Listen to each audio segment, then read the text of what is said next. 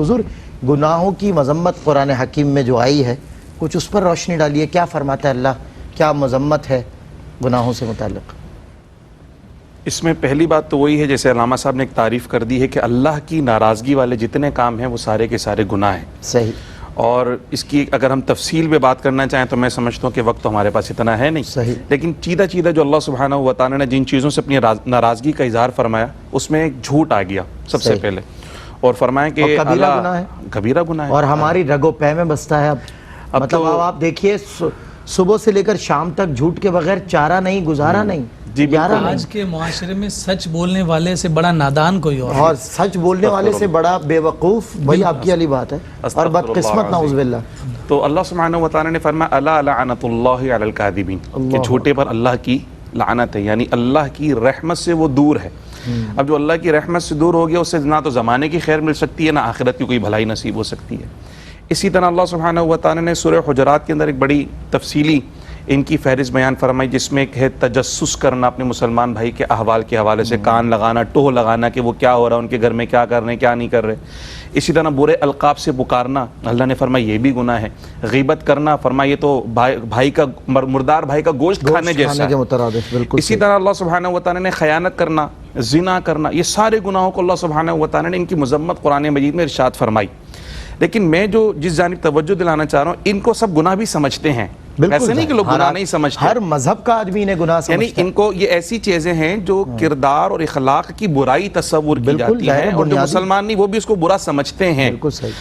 بچنا نہ بچنا وہ ایک الگ کیفیت ہے. لیکن میں اس چیز کی طرف آپ کے پروگرام کے توسط سے خاص طور پہ توجہ دلانا چاہ رہا ہوں کہ کئی گناہ ایسے ہیں جس کو ہم نے گناہ سمجھنا چھوڑ دیا ہے. اور پیارے آقا صلی اللہ علیہ وسلم کی ایک حدیث مبارکہ حضور نے فرمایا کہ تم جب کوئی برائی ہوتی دیکھو تو اس کے 3 درجے حضور نے بیان فرمائے. کہ پہلا درجہ یہ ہے کہ اس کو بزور طاقت روکو، اپنے ہاتھ سے روکو. وہ نہیں کر سکتے تو فرمایا کم سے کم اپنی زبان سے اس کے متعلق آواز حق بلند کرو، یا ناجائز اور حرام ہے اللہ کی نافرمانی نہ کرو. یہ بھی نہیں کر سکتے تو فرمایا کہ دل میں کم سے کم اس کو برا جانو. اور یہ ایمان کا کمزور ترین درجہ ہے، آخری درجہ. اب ہم جس کیفیت میں زندگی گزار رہے ہیں اس وقت، جس سوسائٹی جس ماحول میں ہم رہ رہے ہیں، الامان والحفیظ، کئی ایسے گناہ ہیں جس کو گناہ سمجھنا ہی چھوڑ دیا ہمارے لوگوں نے. اللہ اکبر. جیسا آپ نے گناہ والی بات کی، اسی طرح بے حیائی، فحاشی، عریانی، میوزک، یہ ساری وہ ہیں جن پہ سخت وعیدیں اللہ اور اس کے رسول نے بیان فرمائی، مگر ہم اپنی سوسائٹی کے اندر اس کو گناہ تصور ہی نہیں کر رہے ہوتے ہیں.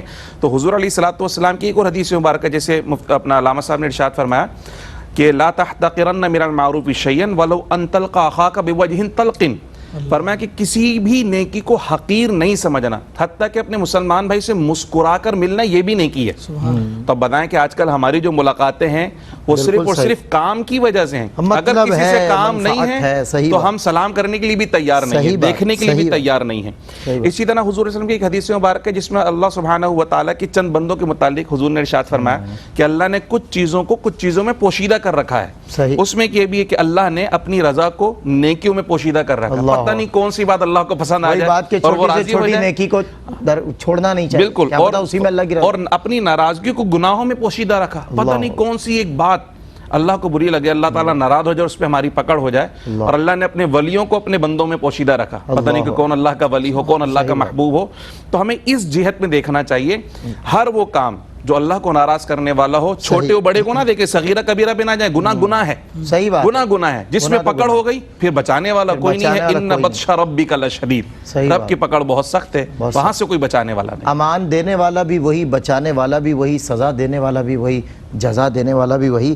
ہر گناہ ظاہر ہے منحوس ہے، اس کی نحوست ہوتی ہے. انسان کو ہر گناہ سے کنارہ کرنا چاہیے.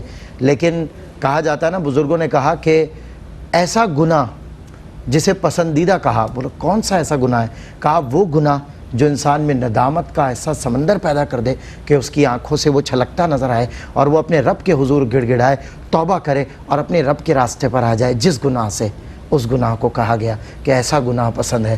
مگر ایسے ہر گناہ سے ہمیں بچنا ہے کہ جو گناہ ہمیں رب سے دور کر رہا ہے. بشر ہے، میں اکثر علماء کرام سے کراس کوسچنز میں یہ بات کرتا ہوں کہ دیکھیں بشر ہے، بتقاضۂ بشریت گناہ سرزد ہوتے ہیں.